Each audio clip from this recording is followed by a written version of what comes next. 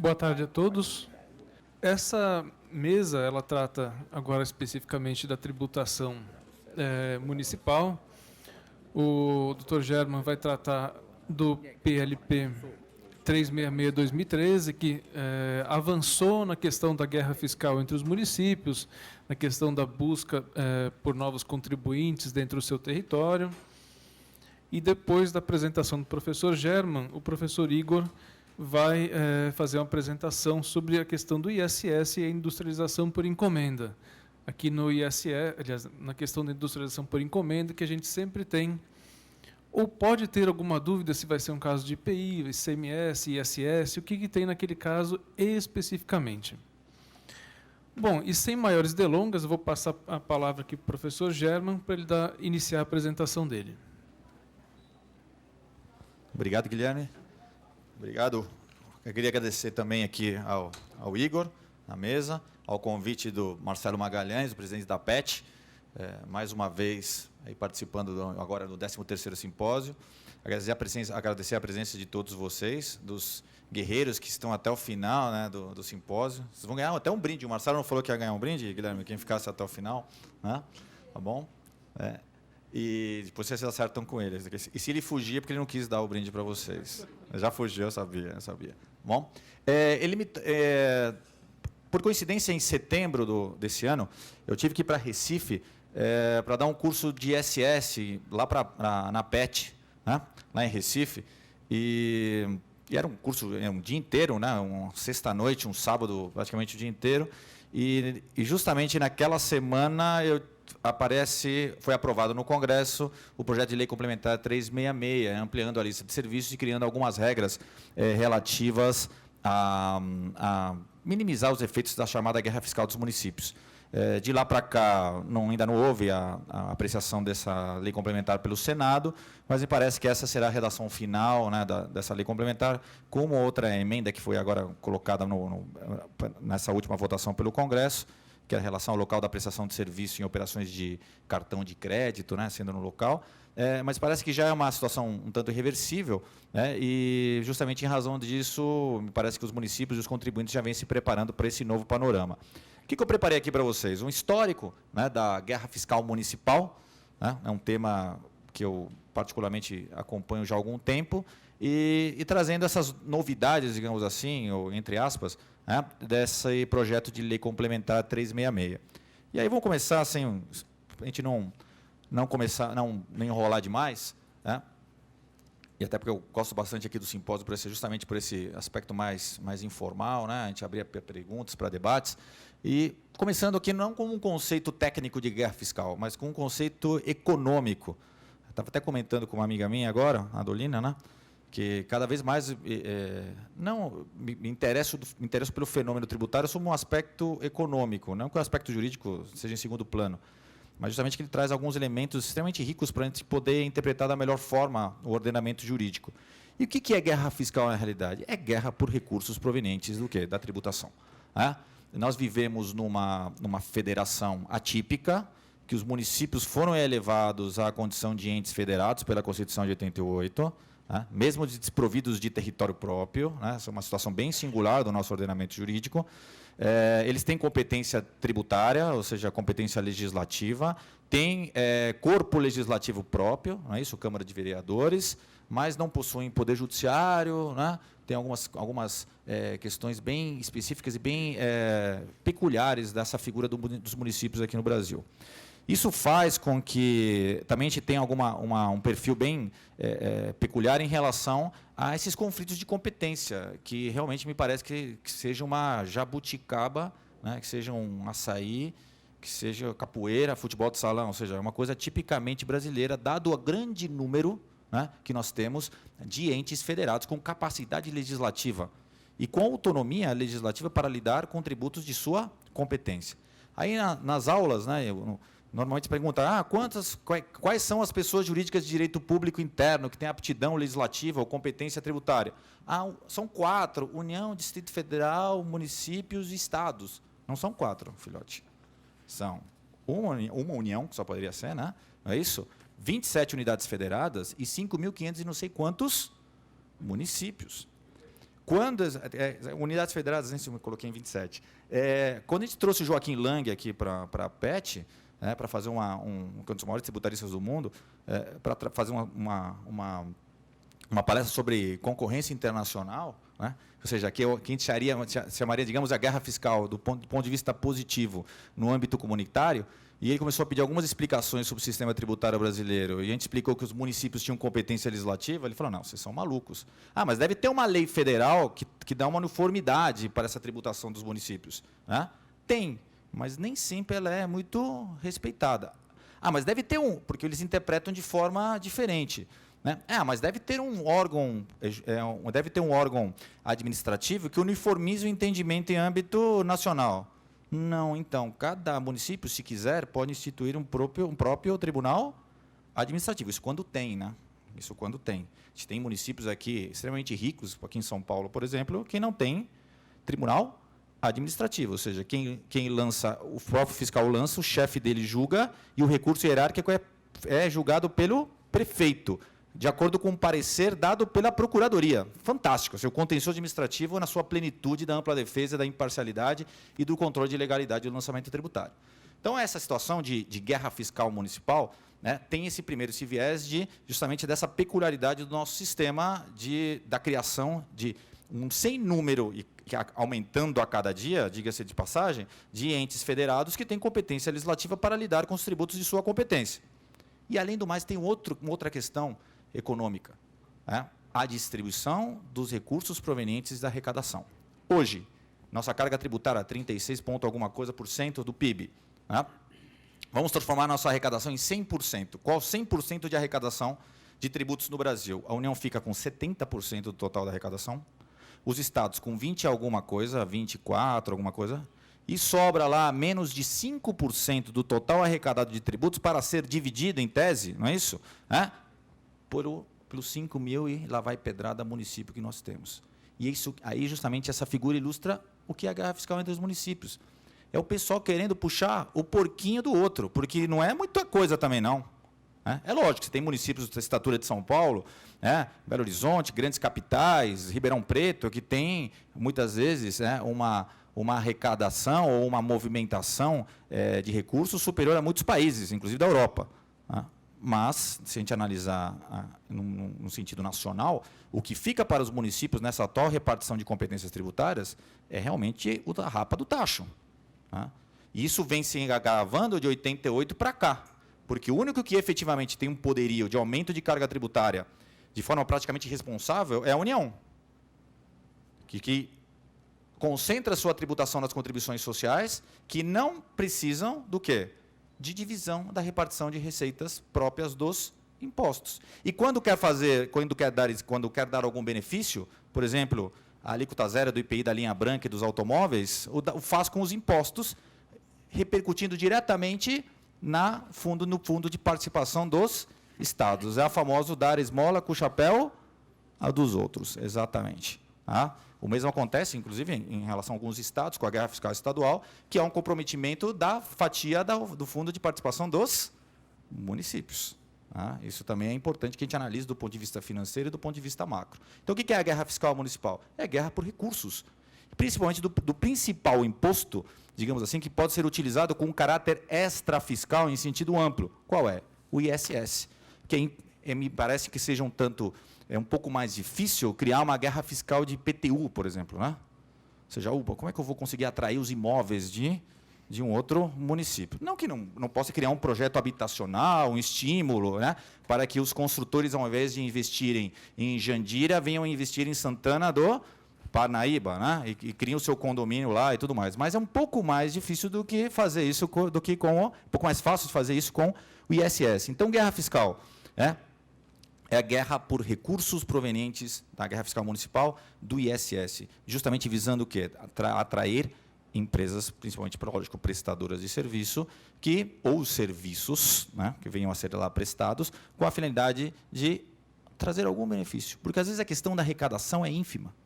Ou seja, por isso que eu tinha aqueles paraísos fiscais, que vou dar o histórico aqui agora, com alíquotas 0,5, 0,2, 25. Mas o importante é que eu estava atraindo aquele investimento para o meu município, né, com pessoas, empregos, movimentação financeira. Esses empregados vão lá no restaurante, no quilo, comem, aumenta a arrecadação do ICMS, que, por sua vez, aumenta a parcela do fundo de participação dos municípios, fazem compra no shopping e assim por diante.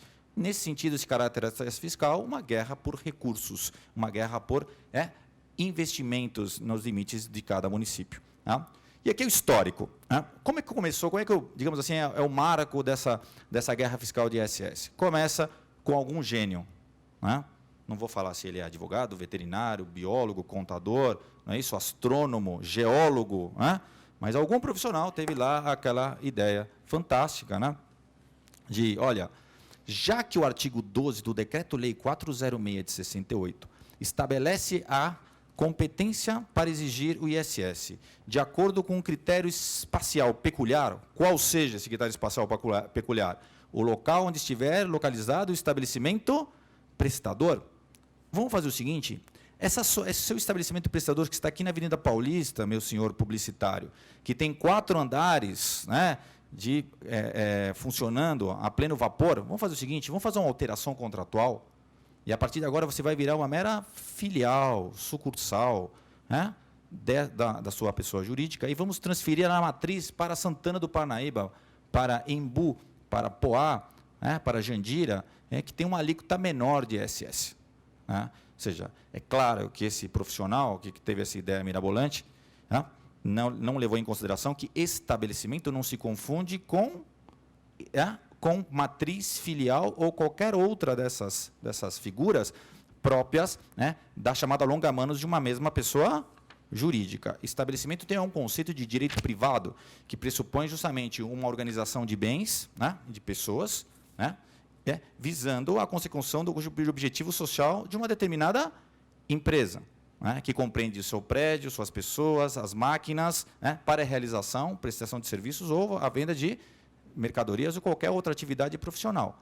Então, não se levou em consideração que o artigo 12 já carregava em si um conceito próprio do direito privado, que era o conceito de estabelecimento. Nesse caso, de estabelecimento prestador de serviços. Tá? Me parece que o artigo 12, sempre na minha mente, era suficiente para estabelecer esse critério espacial peculiar, do ISS, que, ora, em sua regra, ele elege como critério, né, ou como elemento de conexão, como a gente fala em direito internacional, a origem, ou seja, o estabelecimento prestador. Onde o serviço vai ser efetivamente prestado, onde o resultado ou a fruição de serviço irá se dar, num primeiro momento era irrelevante. O que me interessa é onde está essa organização de bens e pessoas responsável pela execução dessa prestação de serviços. Era basicamente isso. Acontece que justamente esse planejamento genial, né, acabou virando praticamente uma regra, né, gerando uma queda de arrecadação absurda nas chamadas grandes metrópoles, que tinham alíquotas de ISS bem maiores, e chamando prestadores de serviço para os chamados paraísos fiscais, que eu chamo de municípios periféricos próximos às grandes capitais, né, que não tem nada de paraíso fiscal como o Caribe, né, Ilhas Virgens Britânicas, né, não são tão glamurosos assim. Alguns são até bem bonitinhos, tá? Dá para comer lá um bacalhau, alguma coisa, Castelo Branco, tem uns negócios bacanas. Né? No Embu tem o leitão à pururuca excelente, aliás, né? Um pouco de colesterol, mas não tem grande problema.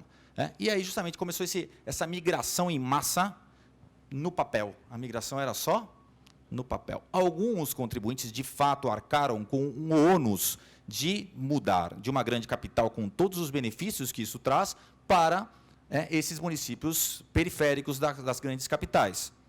Mas a grande maioria apenas fazia essa troca de endereço e mantendo o seu real estabelecimento prestador em grandes capitais e tentando fugir, através de atos simulatórios, da tributação por uma alíquota maior do ISS. A partir daí, o STJ, querendo resolver tudo, eu acho que ele até tinha uma boa intenção, né? Penso eu, porque de boas intenções o inferno está cheio, né? Deu aquela decisão esdrúxula, não é isso, no meio dos anos 90, de que o artigo 12 deveria ser interpretado à luz do princípio da autonomia e do princípio federativo. Eu sei que alguns de vocês vão me bater, né? Vão querer me bater, os que me conhecem vão entender, eu tenho verdadeiro eu tenho um medo enorme dessa invocação dos princípios, né?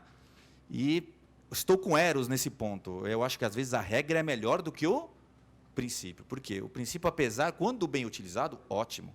Mas ele pode servir, né, de artifício de retórica para legitimar uma série de comportamentos que não tem qualquer previsão legal, que não tem qualquer previsão em regra.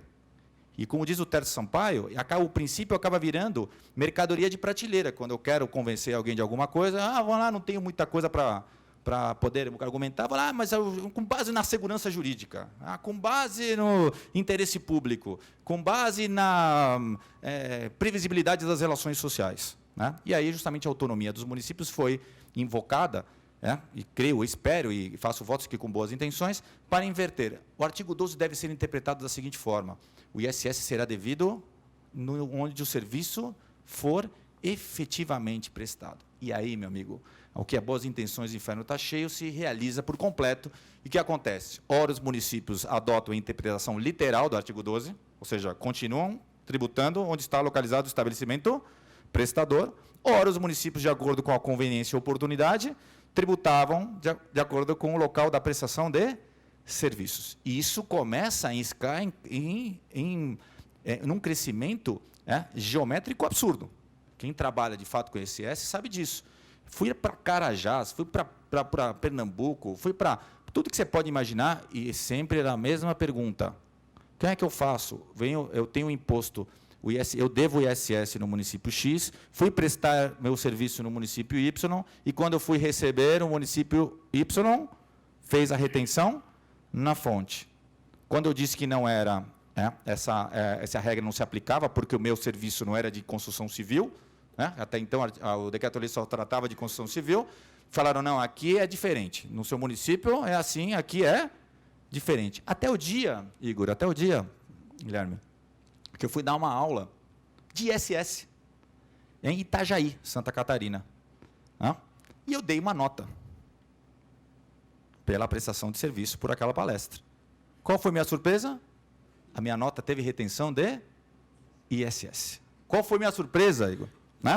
Eu fiz um parecer, não um parecer daqueles que nós estamos acostumados, às vezes, com juridiquês, mas exclusivamente colocando os pontos da legislação, inclusive da legislação do município de Itajaí, sobre a não retenção. Calma que a gente vai passar para o nosso jurídico. Passaram para o jurídico. Veio a legal opinion do jurídico. Tem que reter mesmo. Não vou falar em citação, porque aí vai ficar complicado. E aí você vê, você começa a sentir na carne justamente o que aconteceu com essa decisão do STJ, que mesmo com a edição da Lei Complementar 116, e a reformulação desse conceito de estabelecimento prestador, digamos assim, com uma maior profundidade no tocante aos elementos caracterizadores desse estabelecimento prestador, o problema na prática continuou. E eu não consigo ver diferença em teoria e prática. Ou acontece ou não acontece. Ou você conhece ou deixa de conhecer. E é justamente o que acontece. Com a Lei Complementar 116, o artigo 4º define o conceito de estabelecimento prestador, que o estabelecimento prestador é o local onde se presta o serviço em caráter permanente ou temporário, independente da denominação dada de matriz, filial, sucursal, posto de representação. Ou seja, ele dá uma maior profundidade, com várias críticas, você pega a doutrina, critica enormemente essa definição do artigo 4º do estabelecimento prestador, que conflitaria com 1141 do Código Civil, ou seja, não teria todos os elementos necessários à configuração do estabelecimento, mas me parece que foi um grande avanço, e também com a ampliação dos serviços que seriam tributados no local da prestação. Serviços que, por sua natureza, têm aquela característica de prestação de serviços mambembes, ou seja, que o prestador leva todo o seu aparato para realizar a prestação de serviço em um local diferente daquele onde ele, em tese, foi idealizado. Que é o caso de construção civil e serviços correlatos, além daqueles outros que foram lá elencados a partir da Lei Complementar 116 de 2003. Pois bem, a questão da guerra fiscal dos municípios continuava, e principalmente em razão do quê? Das chamadas alíquotas atrativas de alguns municípios. Então, ultrapassada a questão da simulação, mesmo assim, existia essa atração de alguns municípios para trazer investimentos através do quê? Alíquotas ínfimas, isenções, benefícios, reduções de base de cálculo. É nesse momento que aparece a emenda constitucional 87 de 2002. Tá? Essa emenda constitucional 87 de 2002, ela visa justamente, estipula uma alíquota mínima de ISS. Qual é a alíquota mínima?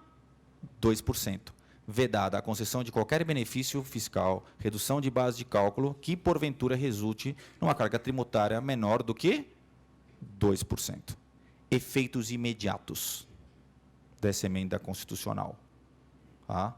A redação da emenda 87 não condiciona a eficácia dessa alíquota mínima à edição de uma lei complementar, como algumas pessoas têm, como algumas pessoas têm entendido. Ela teve eficácia imediata, respeitado, lógico, a anterioridade. Tá? Mas, mesmo a partir daí, alguns municípios continuaram defendendo a existência do quê? Do direito adquirido e da ausência de regulamentação de uma lei complementar que viesse estipular alíquotas mínimas e máximas de acordo com o que estava previsto no artigo 156, com as alterações da emenda 87 da Constituição Federal. Tá? E aí, justamente, o que a gente chega? Chega numa situação de que essa guerra fiscal entre os municípios não tem solução.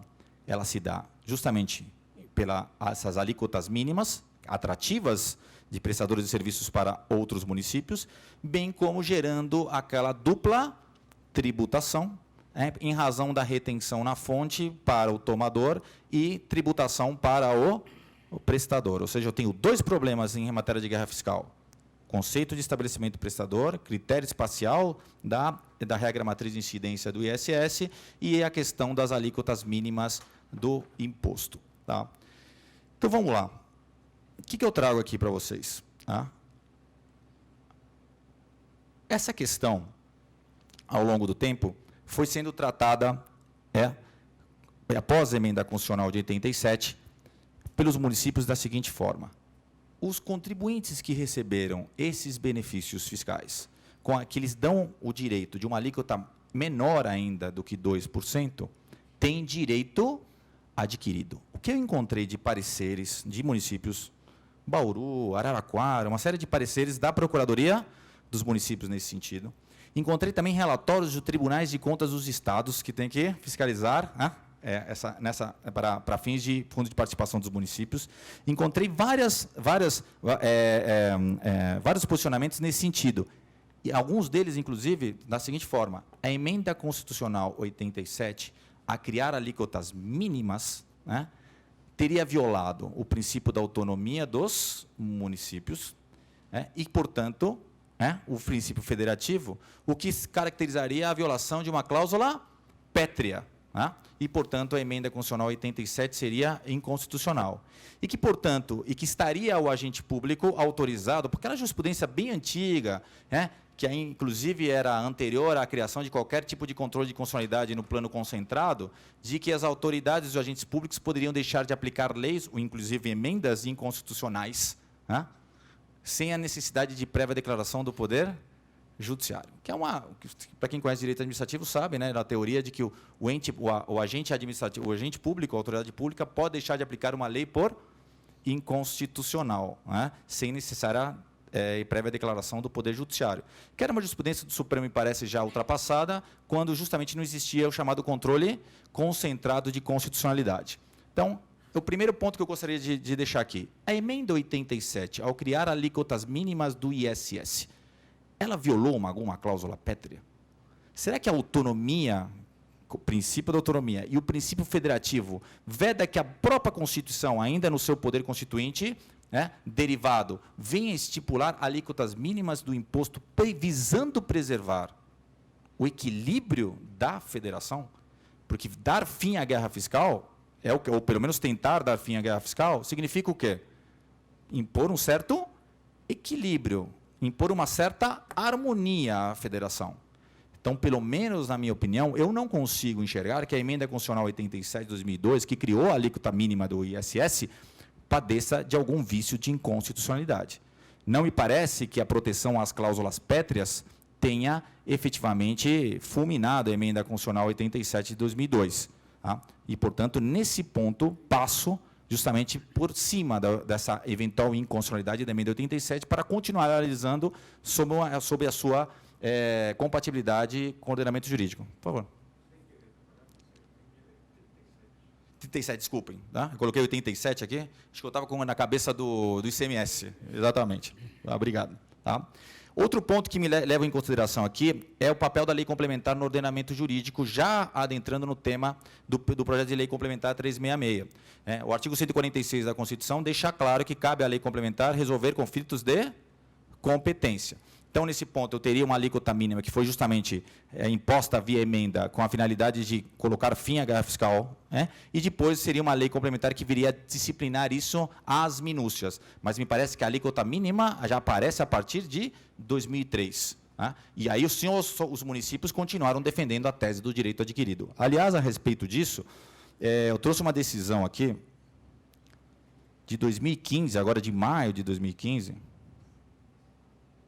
Deixa eu ver se eu acho aqui para vocês.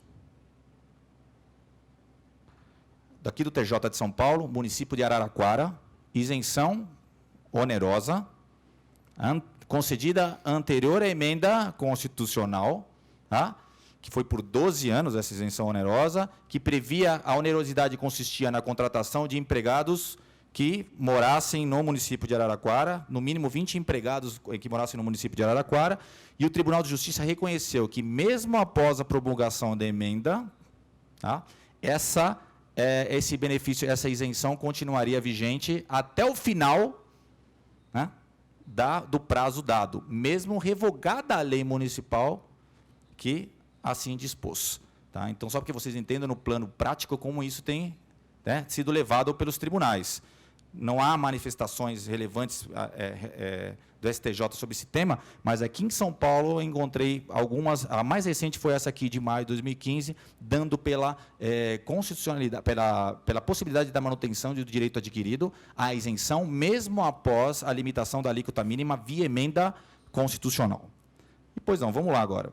O que o projeto de lei complementar 366, traz? Num primeiro momento, o que ele inova no ordenamento jurídico? Ele cumpre a função dada pelas alterações da emenda 37 para fins de uma lei complementar que estipule alíquotas mínimas e alíquotas máximas. As máximas nós já tínhamos na lei complementar 116, faltava a alíquota mínima por lei complementar, mas que já se encontrava disposta na Constituição. Então, para que veio essa lei complementar? Ela traz várias disposições, que não vão ser aqui objeto de análise. Ela amplia a lista de serviços tributáveis, justamente porque essa lista de serviços tributáveis deve ser atualizada periodicamente, dada essa grande evolução dos serviços para fins de tributação. Há 20 anos atrás, tatuagens de piercing eram relevantes do ponto de vista jurídico para fins de tributação? E hoje? Sim, por exemplo, um exemplo aqui, tatuagem e piercing. Já vai lá e vai tentar atualizar periodicamente esses serviços tributáveis. Mas o que mais nos interessa aqui é justamente essa disciplina dada à alíquota mínima e os efeitos da concessão por parte dos municípios, ou da criação de alíquotas menores do que de 2%, conforme já estava previsto na emenda constitucional e agora expressamente nessa lei complementar que está prestes a ser editada.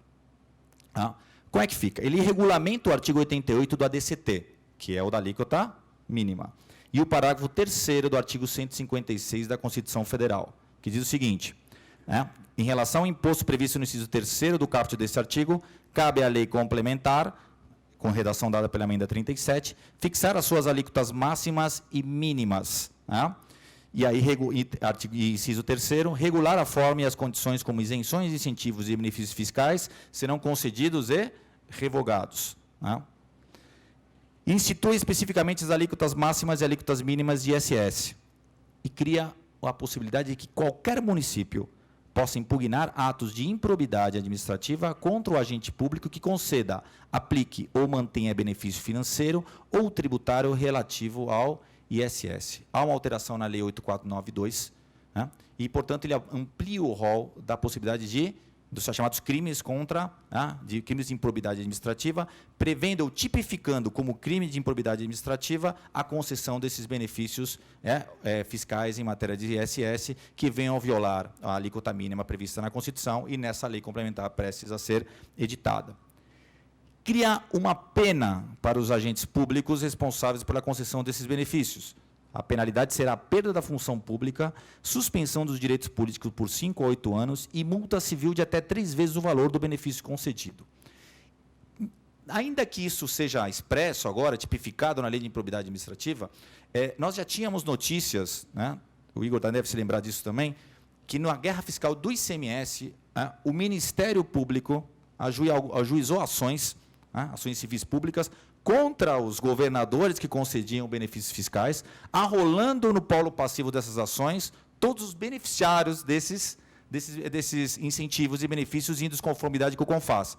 Ou seja, me parece que para realizar para punir essa conduta de concessão de incentivos e benefícios em desconformidade com a Constituição, não haveria necessidade da alteração do 8492. Mas parece que isso deu uma força normativa, produz uma eficácia normativa ainda maior, criando uma certa temeridade entre os municípios, uma vez que, como eu acabei de simplificar para vocês, com a emenda 37, estipulação da alíquota mínima, os municípios não se sentiram intimidados em continuar concedendo esse tipo de benefício. Justamente porque, olha, a alíquota mínima é 2. E se eu estipular uma alíquota de renda inferior? A norma sem sanção, não é isso? Perde a sua eficácia no tocante à inibição daquele comportamento indesejável. E aqui ele fala, estabelece que os municípios poderão conceder isenções e incentivos com a aplicação de alíquota menor que 2% para determinados setores da construção civil, áreas correlatas, hidráulica, elétrica, serviço de perfuração de poços, escavação, drenagem, irrigação, terraplenagem e pavimentação, e o transporte municipal coletivo, rodoviário, ferroviário, metroviário ou aquaviário. Ouvi alguns comentários, se esse projeto de lei complementar visa minimizar ou acabar com a guerra fiscal entre os municípios, por que excepcionou esses serviços? São serviços mambembes, aqueles exemplos que eu dei. Não tem guerra fiscal. Se você quer construir um edifício, você vai ter que levar as suas coisas para construir esse edifício. Não é isso? E a tributação vai se dar no local da prestação. Aí coloquei aqui embaixo, serviços tributados no local da prestação. Sem efeitos ou com efeitos, não é que sem efeitos por totalidade, pessoal? Mas com efeito menor no tocante aos efeitos negativos provenientes da guerra fiscal. Traz também algumas outras novidades. A ampliação dos serviços tributados no local da prestação, ampliando ainda mais esse rol, o PL 366. E aqui também uma mudança interessante. Na hipótese de exigência de alíquota menor do que 2%, o imposto será devido no local do estabelecimento do tomador ou intermediário do serviço, ou na falta de estabelecimento onde ele estiver domiciliado. Uma espécie de pena. Então, o município que concede um benefício em desconformidade com a lei complementar, perde ou transfere a capacidade ativa desse imposto para o município que, em tese, estaria perdendo aquele investimento, dando direito ao contribuinte, em tese, iludido, vamos chamar assim, que se iludiu com aquele benefício, de pedir a restituição do tributo que foi exigido em desconformidade com a lei complementar. Por exemplo, eu fui atraído para Santana do Parnaíba com uma alíquota de 0,5. Fui lá e paguei esse tributo. Imediatamente a transferência da capacidade ativa agora, e presto um serviço aqui em São Paulo. Quem vai poder exigir? São Paulo. E aquele que foi tributado por 0,5%, eu posso pedir a devolução para Santana do Parnaíba. Então, cria elementos concretos, digamos assim, para pôr fim à guerra fiscal. Me parece que o que seria mais inibidor é justamente essa ampliação da tipificação penal no tocante aos crimes de improbidade administrativa. Mas traz esses elementos interessantes, de alteração do critério espacial do imposto como forma de punição para aqueles que descumprirem o previsto na lei complementar. Aqui, a alíquota mínima será de... Eu trouxe o texto aqui para vocês, o material vai ficar à disposição no site. A alíquota mínima do imposto sobre serviços de 2%. As disposições, o imposto não será objeto de concessão. Os serviços que ficam fora dessas alíquotas mínimas, que são os serviços de construção civil ampliados, mais os serviços de transporte ferroviário e aquaviário. E aqui é nula a lei ou ato do município do Distrito Federal que não respeite as disposições desse artigo, ou seja, alíquota mínima. Aplicando-se a regra do parágrafo 4º, com a alíquota mínima prevista no caput, ou seja, há aquela questão de transferência da capacidade ativa, né, para o município do tomador, né, onde está localizado o tomador, na hipótese de descumprimento do previsto na lei complementar pelo município que vem instituir o incentivo em desconformidade com a lei.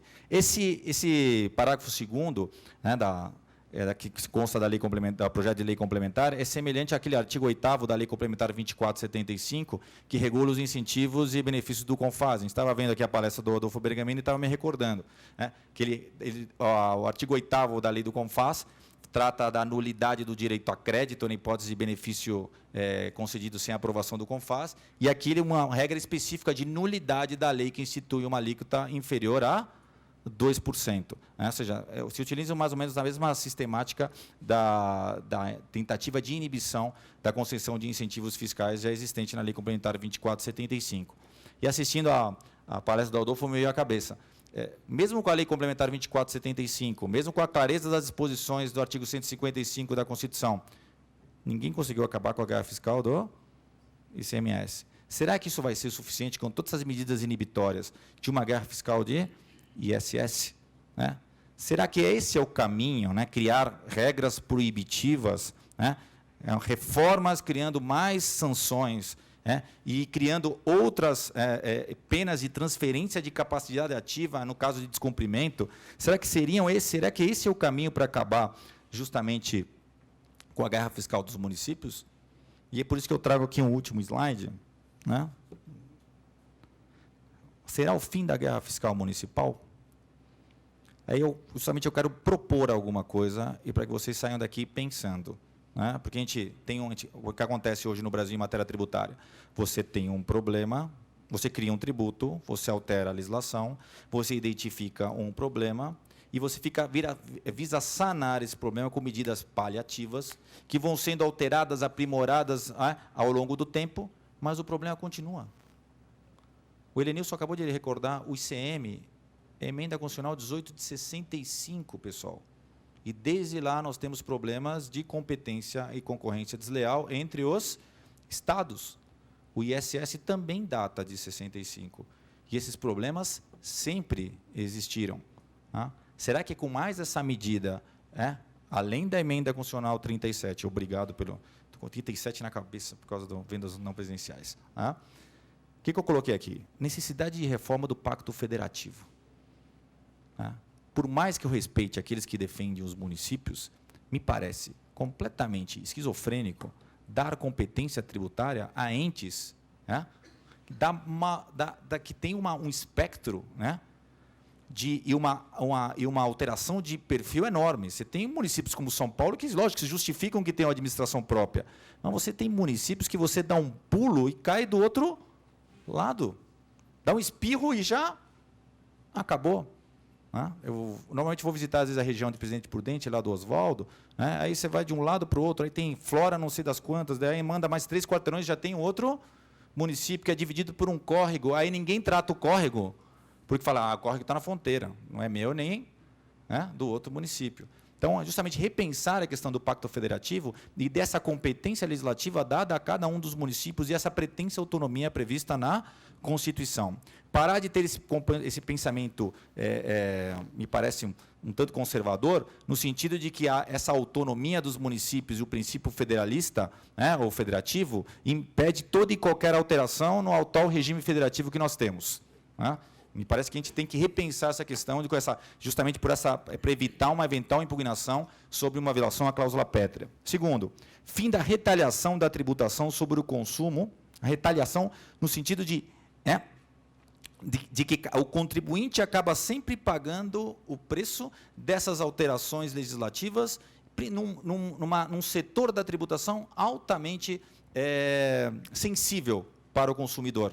E por quê? Porque na tributação sobre o consumo, no qual o ISS se insere, nós sabemos que tem um perfil de tributação indireta, quem acaba pagando o pato no final, quem é?